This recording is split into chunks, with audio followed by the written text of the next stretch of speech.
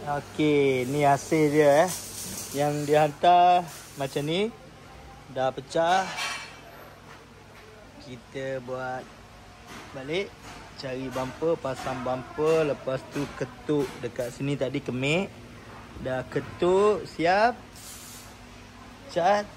Jadi yang mana kalau ada masalah bumper pecah, bumper koyak, body kereta kemik, call 017 348 7006.